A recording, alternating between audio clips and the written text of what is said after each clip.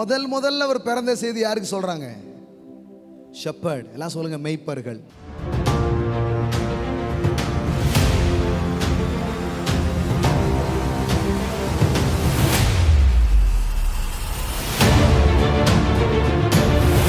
இயேசு பிறந்த செய்தி அரண்மனைக்கும் சொல்லப்பட்டது, ஆடு மேய்த்தவர்களுக்கும் சொல்லப்பட்டது. கடவுளுக்கு பட்சபாதமே கிடையாது. சொல்ல போனா தாழ்ந்தவர்களுக்கு கூடுதல் கிரேஸ். முதல்ல அவர் பிறந்த செய்தி யாருக்கு சொல்றாங்க? ஷெப்பர்ட். எல்லாம் சொல்லுங்க, மேய்ப்பர்கள். அன்னைக்கு அவங்கள ரொம்ப அற்பமா எண்ணுனாங்க. ஒரு மேய்ப்பனுடைய சாட்சி அன்னைக்கு இருக்கிற கோர்ட்டில் ஏற்றுக்க மாட்டாங்களாம். அதுதான் அவங்களுடைய லைஃப் ஸ்டைல். நீதிமன்றத்தில் அவர்களுடைய சாட்சிகள் அங்கீகரிக்கப்படாதான். நீ யாருப்பா? நான் மெய்ப்பன், சாட்சி கிடையாது. அப்படி லோவா தாழ்த்தப்பட்டவர்களாக இருக்கிறவங்க. ஆனால் கடவுள் பாருங்க, அப்படிப்பட்டவங்களுக்கு தான் தாம் பிறந்த செய்தியை முதல்ல போய் சொல்றார். ஆமேன். நான் சொல்றேன், காலையில் தாழ்வில் இருக்கிறீங்களா, ஏழ்மையில் இருக்கிறீங்களா, குறைவில் இருக்கிறீங்களா, உங்க பக்கம் நிற்கிற ஒரு ஆண்டவர் ஒருவர் இருக்கிறார். உங்க சார்பில் நிற்கிற ஒருவர் இருக்கிறார். ஆமேன். உங்களுக்காக பிறந்தார், உங்களுக்காக பிறந்தார்.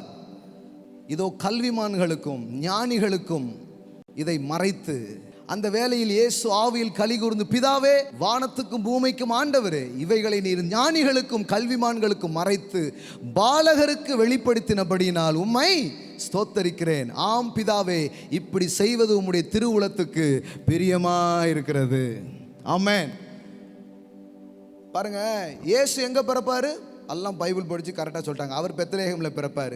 வெறும் தியாலஜிக்கல் அறிவு தான் இருந்ததே தவிர ரெவலேஷனே இல்லை. இன்றைக்கும் நிறைய பேருக்கு வெறும் இறையியல் அறிவு தான் இருக்குது.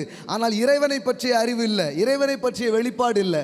வெறும் ஸ்டடி அறிவு மட்டும்தான் இருக்குது. கரெக்டாக சொல்கிறாங்க, இந்த ஊரில் பிறப்பாய் ராஜாவே அப்படிங்க. பிறப்பாய் ராஜாவேன்னா அப்புறம் பணிந்து கொள்ள போக வேண்டாமா? அவர் யாருன்னு அறிவிக்க வேண்டாமா? வெறும் நாலேஜ், புக் நாலேஜ் மாதிரி வெறும் பைபிள் நாலேஜ் இருக்குது நிறைய பேருக்கு.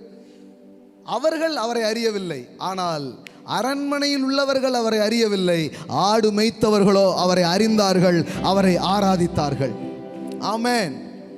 இளைஞர்கள், முதியவர்கள், குழந்தைகள் என்று பாகுபாடு இல்லாமல் எல்லோருக்கும் அவர் தன்னை என்ன பண்றாரு? வெளிப்படுத்தினார். சத்திரக்காரனுக்கும் தெரியல வந்திருக்கிறவர் சர்வ வல்லவர் என்று. தெரிஞ்சிருந்தா இடம் கொடுத்துருப்பான், தெரிஞ்சிருந்தா இடம் கொடுத்துருப்பான். சொல்லிட்டான், இடம் இல்லை. நமக்கும் இவர் கடவுள் தான் தெரிஞ்சால் கண்டிப்பாக இடம் கொடுப்போம். ஆனால் நீங்கள் யோசித்திராத விதத்தில் கடவுள் வர்றார். ஒரு ஏழையாக வருகிறார், ஒரு சாதாரண மனிதனாக வருகிறார், நீங்கள் ஒரு நண்பனாக வருகிறார். ஏதோ ஒரு தோற்றத்தில் கடவுள் உங்களை சந்தித்து கொண்டே இருக்கிறார். ஆமென். நாம் நினைக்கிறோம் அவர் எங்கே போனாருன்ட்டு. அப்போ ஒரு ஏழைக்கு சொல்கிறாரு, நான் தான் காவலில் இருந்தேன், சிறைச்சாலையில் இருந்தேன், நீங்கள் என்னை பார்க்க வந்தீர்கள். ஹாஸ்பிட்டல் இருந்தேன், என்ன பார்க்க வந்தீங்க. வேற வஸ்திரம் இல்லாது இருந்தேன், எனக்கு என்ன கொடுத்தீங்க? வஸ்திரம் கொடுத்தீங்க. எனக்கு நானே உடுத்தி கொள்வேன் என்றால் அதற்கு பெயர் கிறிஸ்தவமே அல்ல, அதுக்கு பெயர் கிறிஸ்மஸே கிடையாது.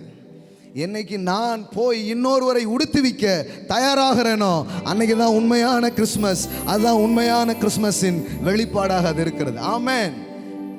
அவருக்காக அவர் பிறக்கவில்லை, தனக்காக பிறக்கவில்லை, உங்களுக்காக பிறந்தார்.